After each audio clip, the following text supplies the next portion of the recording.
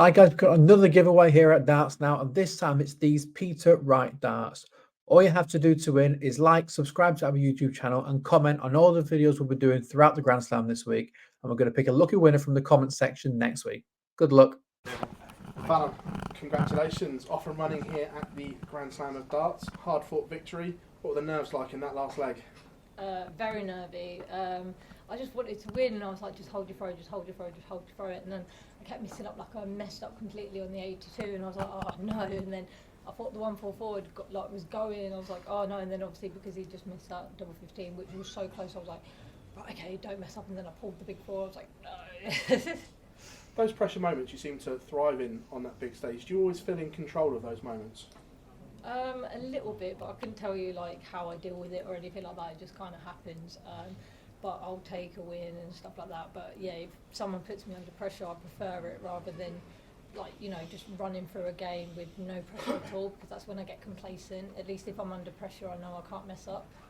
Tough group you were drawn in as well with two world champions, but you're in contention with the game to go. That must be a nice feeling.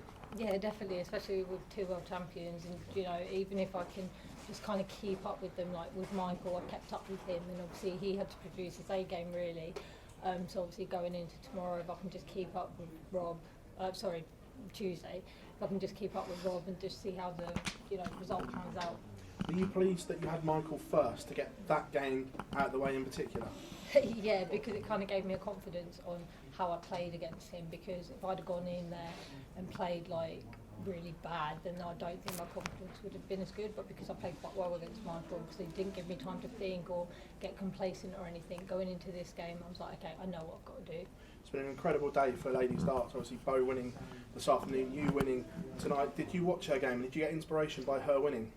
I'll be honest, I was having lunch when she was playing. I don't tend to watch any other games. I see the results on like line and stuff like that. And you know, for women's darts in general, having both this winner game, I think is really good. But yeah, no, I'm here to focus on my game. She's here to focus on her game. And then obviously, if she gets through or I get through or anything like that, then you know, the later stages, then you start watching more. Fallon, many congratulations. Thank you. Fallon, you know what it takes to get through to the knockout stage from 2 years ago. Do you think that could stand you in good stead going into your last game? Yeah, definitely. I just think I need a bit more high shot outs. If I could produce what I did a couple of years ago with the big shot outs and under pressure situation, I mean, I'm in good tension. You received your MVG at the start of the month. How was that experience meeting there? Yeah, no, that was really a really good experience. I don't think I've ever been so shy or nervous. I'd rather be playing on the stage like this rather than going to meeting the future king. Ali Pali on the horizon next month as well. How crucial could this tournament be in terms of preparation for your return Yeah, to the pod? definitely a really good preparation going into it, because obviously you're playing high standard people in it. So going into the Worlds, whoever I draw is going to be a good standard. So having the stage practice and playing the good games, it's always good to have that preparation. Cheers, Fallon. Thank you. Fallon, you took quite a few of the women's series titles towards the end of the season. How much confidence did you take from those, considering Bo just hoovering up the titles before that, coming into these tournaments? No, I took a lot of confidence from it, because I knew, you know, when I have to dig deep, I know it's still in there. At the start of the year, it's like the same every year. At the start of the year, I'm all right, and then in the middle, I always kind of fall off a little bit. But then at the end of the year, I kind of find this inner belief and dig deep and grind out wins and stuff. And yeah, going into the women's series, having to win 3 on the bounce to even get here in the Worlds, I think, you know, if I can do it, then it gives me all the confidence in the world. I hear a lot of people talk about disliking this group stage format because it's so short, but with the women's series and also the Memorials as well, you've played a lot of this sort of format, so do you think it favours you more than perhaps other people? I think with the short format, it just gives it more of an entertainment to the game, because obviously everyone's used to seeing longer formats being played. So I think with the shorter format, it's more entertaining. Obviously, like I play the women's series and Modus and all that, so that's great preparation for me and stuff. But I think, you know, as an entertainment base, it's great. You got to win today. You forced Michael to produce his A game. You've got Rob Cross tomorrow. What are your thoughts on that match? He's probably going to produce his A game, but I've had Michael throw his A game at me, and I felt like I did well with that. So I'm hoping, you know, going into the Rob game, he's going to throw his game at me, and hopefully I can produce the same back, and we'll just see what the results is. But yeah, hopefully I can get one of them grind out wins. Fallon, thank you. Thank you. Fallon, when we spoke the other day, you spoke about the fact that you thrive under pressure, and when it comes to the crunch, you have that X factor as well. You seem to be able to deliver. you'll be relying all of that on Tuesday night, won't you? Yeah, definitely. But like I said, like I don't know how, and I couldn't explain to you how I do it. But under pressure, I feel like I'm a better player rather than getting complacent with someone who isn't hitting anything against me. And I think if you watch some of the games that I play where I'm not under pressure, that's when I lose them, rather than the ones that I'm under pressure where I end up winning because I produce something special sometimes. Are you getting used to this now? I mean, it sounds a daft question, but the spotlight remains on you. Everyone's talking about you.